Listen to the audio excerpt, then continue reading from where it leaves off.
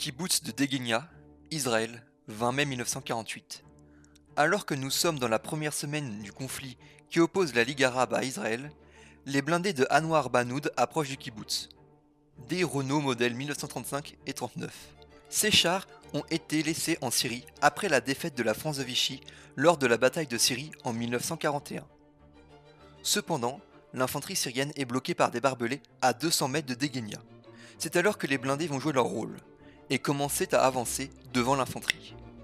Mais les défenseurs du kibbutz disposent de Piat, et un premier R-35 sera détruit par un soldat armé de son Piat devant la porte du kibbutz. C'est ce que raconte Shlomo Anchel dans le journal Haaretz en 2007, confirmant la thèse de l'IDF en mettant à mal la version du colonel Baruch Barlev qui avait annoncé avoir détruit le char avec un cocktail Molotov. Ce R-35 est toujours sur place, transformé en musée, faisant partie intégrante de l'histoire israélienne. Mais revenons plutôt sur l'histoire du R-35, un char méconnu qui est pourtant le plus produit par la France pendant l'entre-deux-guerres. En 1930, la France cherche crucialement à moderniser son parc blindé, qui est à cette époque le plus vaste au monde. Le Renault FT représentant la majeure partie de celui-ci, et ses blindés datent de la Première Guerre mondiale. D'abord vient les chars NC, qui malgré un relatif succès à l'export, ne seront jamais adoptés comme remplaçants à cause de ses nombreux défauts et du trop peu de changements qu'il apporte vis-à-vis du FT. Dans les années 30, Renault persévère et sort le NC3, qui deviendra le Renault D1, bien qu'il apporte plus d'améliorations concrètes et utiles, comme un poste télégraphiste de série ou bien un canon de 47 mm, il sera détesté par l'armée et les soldats pour ses trop gros défauts. De plus, lui et son successeur, le Renault D2, ne sont pas du tout dans la vision des officiers français et de leur doctrine d'appui d'infanterie. C'est alors qu'intervient Hotchkiss. La société dionysienne, comprenant que la modernisation du FT est dans la passe, propose un nouveau cahier des charges, que l'armée accepte, et il lance un appel d'offres en août 1933. Le char doit correspondre aux critères suivants: peser 6 tonnes, posséder un blindage d'au moins 30 mm, posséder 2 mitrailleuses ou un canon de petit calibre, 2 hommes d'équipage et d'une vitesse d'au moins 8 km/h. Il doit aussi disposer d'un anneau de tourelle de 875 mm. 14 films répondent à l'appel d'offres et en 1934, seuls 7 projets sont retenus, dont 3 de la part de Hotchkiss. Les autres entreprises, Delaunay-Belleville, Renault et les forges et chantiers de la Méditerranée ainsi que Batignolles-Châtillon peuvent en proposer un seul. Renault, plus expérimenté, a proposé son prototype rapidement. Il y avait aussi une volonté manifeste de rattraper son concurrent Hotchkiss qui avait déjà pris de l'avance. Le 20 décembre 1934, Renault présente leur prototype en premier, le Renault ZM. Ils ont basé leur travail sur un véhicule déjà étudié pour la cavalerie, le Renault VM. Ils partagent ensemble notamment la disposition de la transmission, déplacée sur le côté gauche pour conserver une petite silhouette. Le Renault ZM possède néanmoins quelques caractéristiques distinctives, comme un blindage moulé ou sa tourelle, construite par Renault, même si celle-ci, avec sa forme de dôme, a dû troquer son canon pour une paire de mitrailleuses, après que les ingénieurs ont été forcés de constater le manque de place de celle-ci. Le cahier des charges va évoluer. Le char devra aller entre 15 et 20 km/h, être blindé à 40 mm, et la possibilité d'avoir uniquement des mitrailleuses n'est plus possible. De janvier à avril 1935, le char fera des allers et retours entre tests et usines, pour répondre aux nouvelles exigences du cahier des charges. Son châssis sera légèrement redessiné pour augmenter au mieux le blindage. Concernant la tourelle, les ateliers de Puteaux vont proposer leur nouvelle tourelle qui était destinée à leur propre char. Car même si APX n'avait pas été subventionné pour construire un prototype, rien ne les empêchait de le faire sur leur propre fonds. Et même si le prototype avait peu de chances d'être choisi, il en résulta une tourelle entrant parfaitement dans le cahier des charges, la APX Roy. La APXR est une tourelle moulée en un seul bloc. Le blindage est de 40 mm sur chaque face, tandis que le toit est blindé à 25 mm. Un tourello est monté au sommet de la tourelle. Grâce à son système de roulement à billes, le chef de char peut observer à 360 degrés, mais nécessite de se tenir debout. La tourelle est aussi munie d'une petite trappe pour faire passer les fanions de communication, même si le 24e bataillon de chars de combat avait l'entièreté de ses R-35 équipés du poste de radio ER-54. Tous ces changements vont porter le poids du char à 10,6 tonnes, bien loin des 6 demandés. Mais le cahier des charges ayant évolué, ce point lui sera pardonné. Le char, une fois corrigé, sera admis le 29 avril 1935 avec le nom char léger modèle 1935R, très vite simplifié en R35, et une commande de 300 chars est immédiatement passée. Le traité de Locarno suffisait à tout.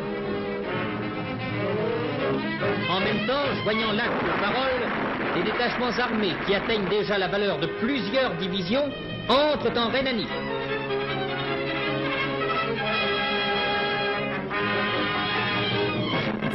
Dans les années qui suivent, la situation géopolitique de la France va se tendre avec ses voisins. Pour commencer, en 1935, l'invasion de l'Abyssinie par le Royaume d'Italie inquiète. Mais le 7 mars 1936, Hitler envoie ses troupes et envahit la Rhénanie, violant totalement le traité de Versailles et de Lucano.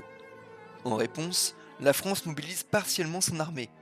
Mais les élections approchant, aucun politicien ne veut se lancer dans une guerre contre l'Allemagne. Surtout que la Grande-Bretagne ne soutient pas du tout la France. Pour elle, l'Allemagne remettait ses pieds chez elle, et le gouvernement Baldwin ne voulait pas risquer la paix mondiale pour si peu. Ajoutez à cela la guerre civile espagnole qui commence le 17 juillet, et voilà la France totalement isolée en Europe de l'Ouest. C'est dans ce contexte que la modernisation de l'armée va s'intensifier. Les commandes de Renault R35 vont exploser, au point même que Renault ne peut même plus suivre la cadence, et l'infanterie sera contrainte de passer commande auprès de Hotchkiss et de FCM. Il faut dire que la guerre civile espagnole va faire prendre conscience à la France de la faiblesse du R35 en commençant par son blindage. D'une épaisseur de 40 mm sur la face avant, celui-ci est moulé. Et en juin 1937, des essais balistiques sont réalisés. Pour commencer, avec un canon français Hotchkiss de 25 mm. 22 obus seront tirés entre 0 et 1000 mètres sur plusieurs angles. Et le résultat est édifiant. 13 obus vont perforer le char. Pire encore avec le canon de 37 mm allemand, qui se multiplie sur le champ de bataille en Espagne. Sur 18 obus tirés, dans les mêmes conditions, 14 vont pénétrer le blindage. Des résultats angoissants qui vont ouvrir la voie au FCM-36 bien plus résistant. Une tentative d'hybridation avec la toile FCM-36 aura lieu en 1938. Celle-ci plus légère, plus spacieuse, qui offre plus de visibilité et bien sûr mieux blindée, est une bonne alternative.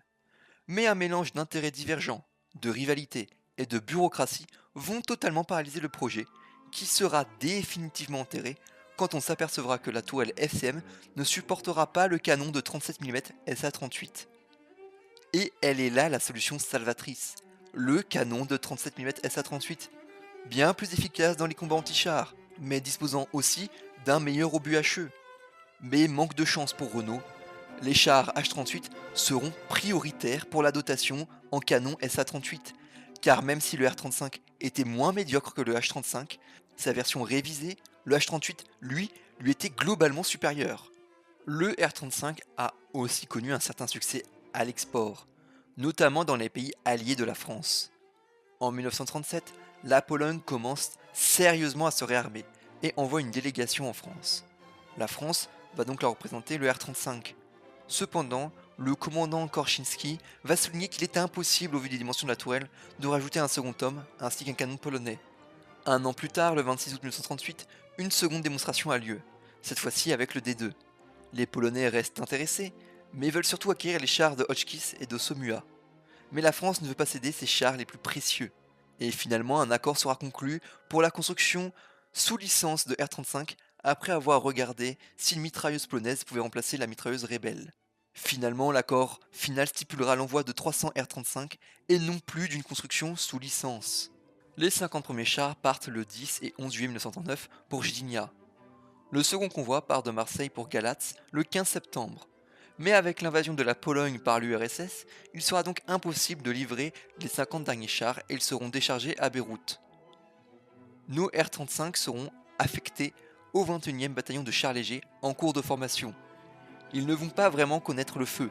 Stationnés dans la partie ukrainienne de la Pologne, ils vont prendre part au plan ultime de la Pologne, surnommé la stratégie de la tête de pont roumaine, qui vise à sauver un maximum de soldats, de gradés et de matériel en Roumanie.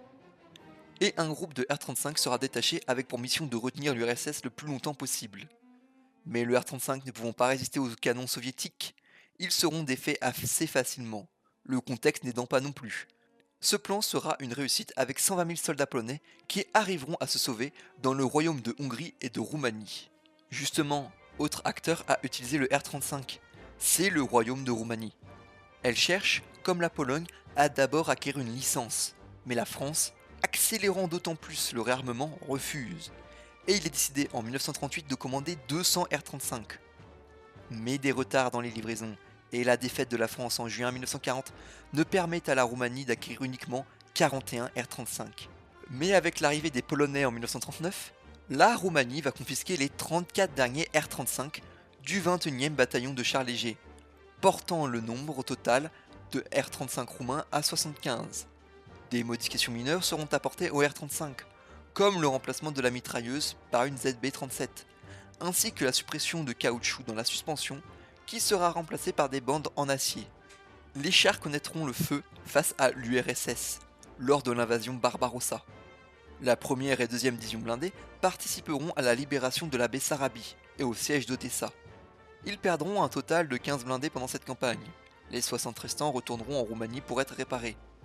En 1943 vient une modernisation intéressante du R-35, l'adoption d'un canon de 45 mm pour celui-ci. Avec une commande de 30 chars convertis, nommé Vanatorul Decare R-35, l'opération sera effectuée par plusieurs industries. La révision des canons sera faite par l'arsenal de l'armée targoviste. La modification de la tourelle, elle, à l'usine de Concordia à Ploesti. Et l'assemblage final à l'usine de Leonida à Bucarest.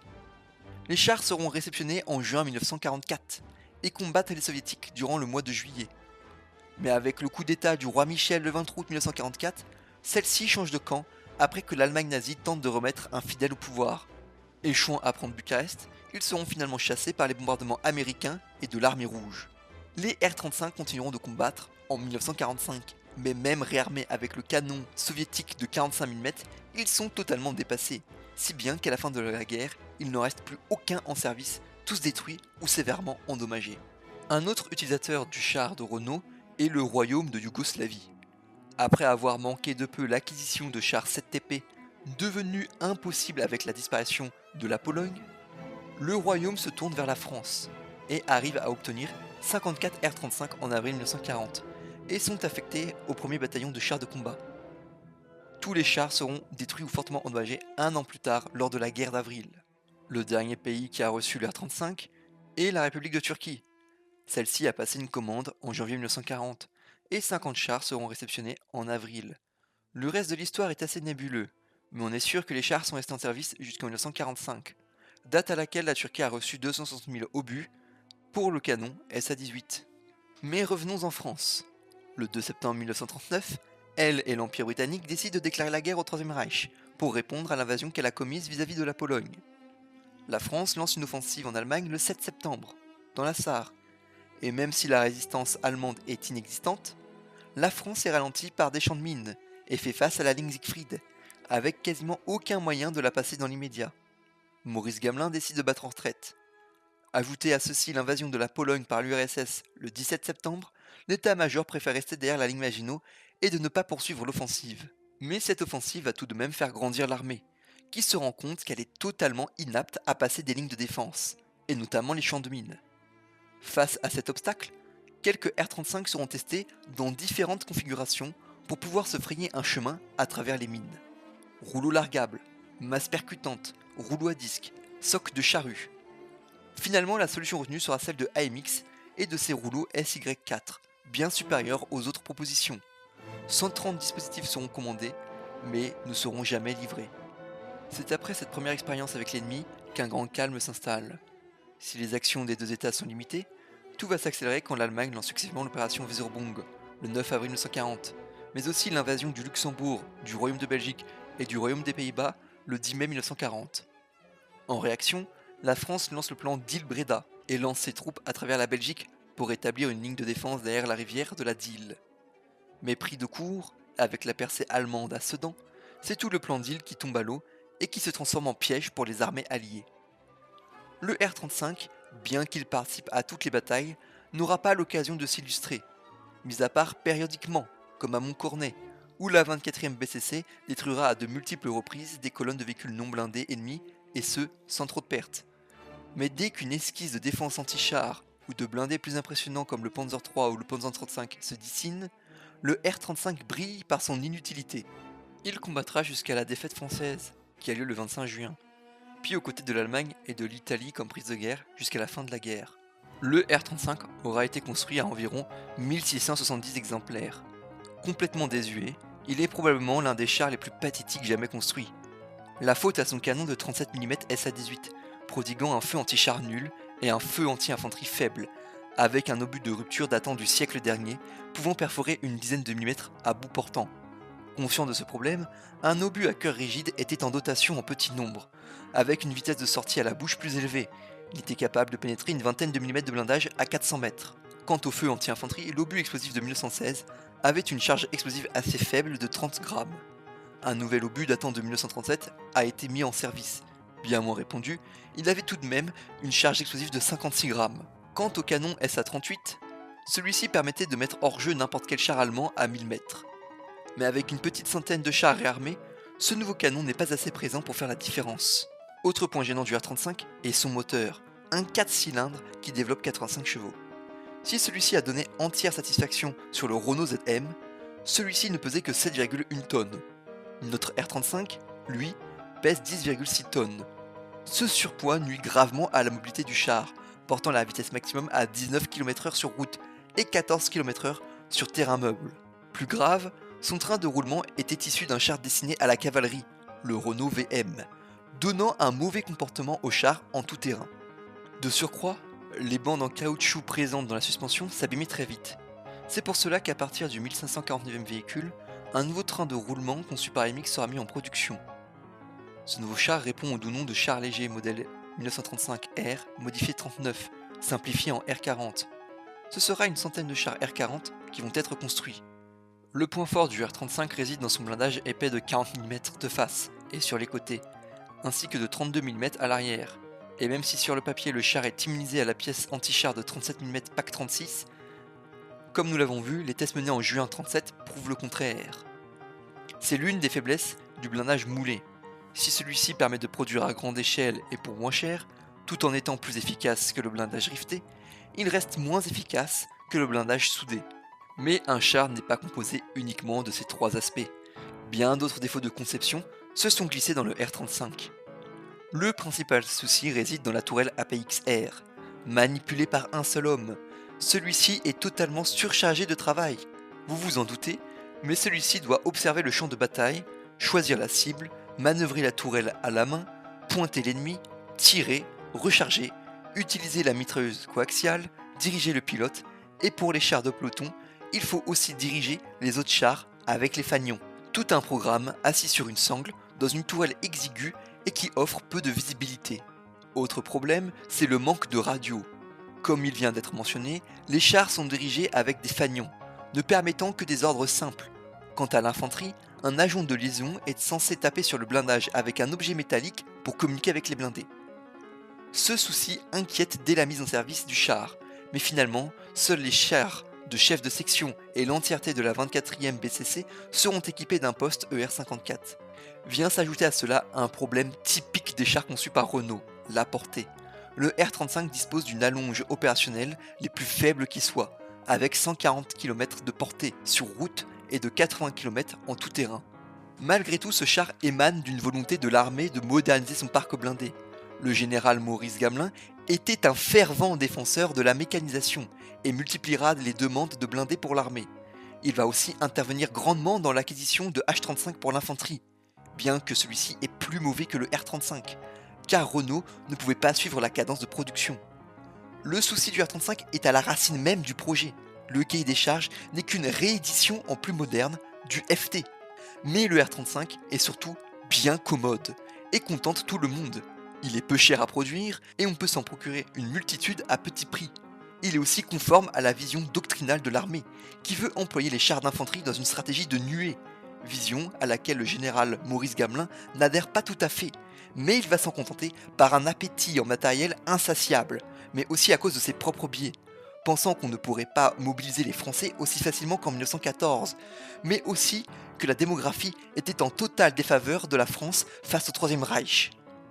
Si le Renault FT était le char de la victoire, quant à lui le Renault R35 est le char de la défaite. Pour vaincre, que faut-il à nos soldats?